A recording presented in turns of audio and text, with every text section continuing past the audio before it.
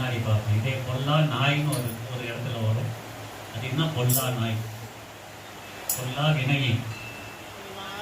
எவ்வளவோ இந்த திருவாசகம் நமக்கு கிடைக்க பெற்றும் கூட நம் பொல்லாத வினைகளை பெருக்கி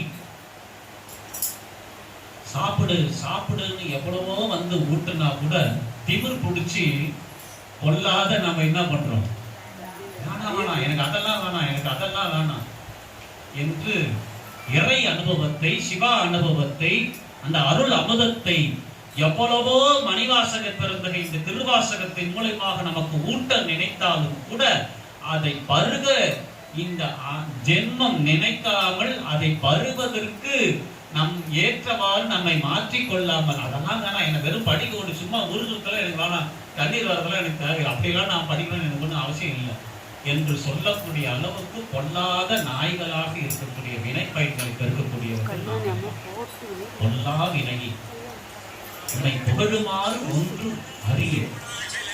நான் சொல்றாரு மணிவாசக பெருந்தகை சிவபெருமான் இவர் பாடுறதை கேட்பதற்காகவே ஓடி வந்து இவர் சொன்னதை எல்லாம் எழுதும் அளவுக்கு இவருடைய உருகும் தன்மை இருந்த மணிவாசக பெருந்தகை தான் உன்னை புகழுமாறு ஒன்றும் அறியேன் என்று சொல்லுகிறார் என்றால் எவ்வளவு அவருடைய அந்த நிலைப்பாடு. ஆனா நாமெல்லாம் கொஞ்சம் திருவாசகத்தை படிச்சது எங்க போய் வந்த நேற்று தான் நான், நீ என்ன திருவாசகத்தை நேற்று ராத்திரி முடிச்சு நான் படிச்சேன், நீ நம்ம பகல் உட்காந்து படிச்சுட்டு பெருமையா பேசுற.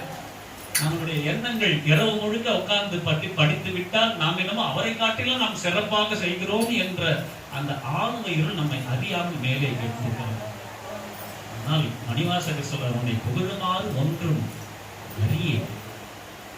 எங்க முருகனையா